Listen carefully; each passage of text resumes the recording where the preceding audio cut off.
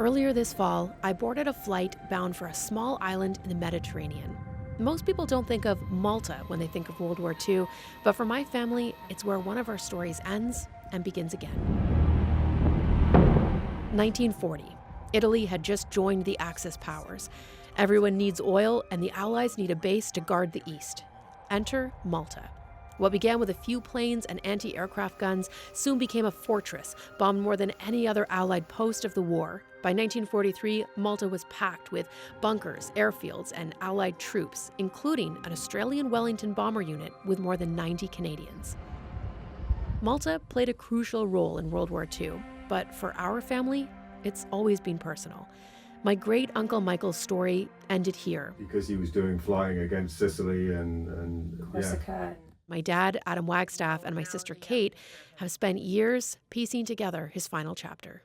So how did the journey start? Well, I guess the journey started back in the 1990s when I first started researching my uncle, John Michael Wagstaff, as a project for my father. So it became this sort of grand adventure of finding and following his footsteps. And that's when we got the only ever photo Of him smiling. of him smiling, yeah. And I remember that was a moment where I was reminded, like, yes, he was this hero, but he was also a kid. He was just a kid. My great-uncle Michael was British, but he served alongside Canadians in the RAAF 458th Squadron, a melting pot of young men from across the Commonwealth who flew together in the Mediterranean. For each Canadian who had died flying with the squadron, we suddenly began to learn more about Canada and the Second World War and the amazing training that went on in every corner of this country. When the last known Canadian member of the squadron passed away, my dad and Kate took over as the Canadian correspondents, researching with the same vigor they brought to our uncle's story, each of the 90-plus Canadian airmen, one by one, all anchored in Malta. 80 years later, and that's where the Wagstaffs have landed, for a commemoration marking the end of the war. We're meeting the 458th family in person for the first time. Most of their fathers made it home, carrying the weight of war, but also a bond that never broke, passed down to their children. 104s, that's the Canadians, yes. And they're all Canadians, that's their story. We'd only ever exchanged letters, yet somehow this feels like a reunion. At the Malta Memorial, a place to remember those airmen killed in the Mediterranean theater with no known grave, a ceremony brought together representatives from across the Commonwealth. The nephew and great niece of Warrant Officer Michael Wagstaff.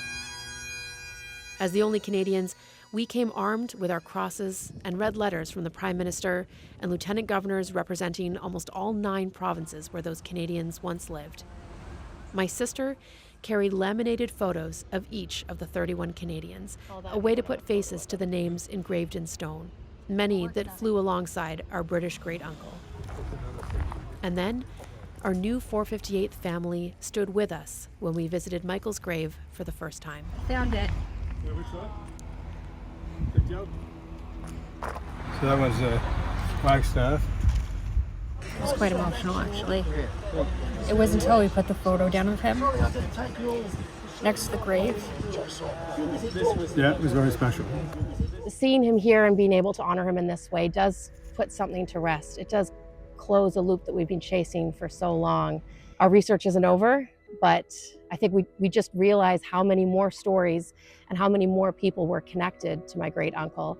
So the research continues, but there is a sense of relief to see him here.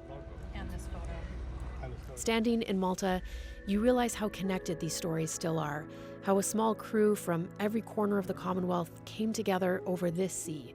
For our family, finding Michael's grave wasn't just about loss, it's about rediscovery, about remembering that the history of war isn't written in strategy or numbers, but in the lives behind each name.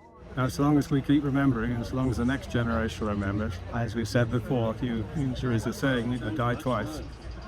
Once when you stop breathing, and the second time when the last person remembers. On this trip, Kate and my dad uncovered new connections, new Canadians to add to their list to research and honor. Because remembrance doesn't end at the memorial. It continues every time a story is told or a name is spoken out loud. For anyone with a name in their family tree and a question mark beside it, the stories are waiting. Sometimes all it takes is a visit to make history personal again.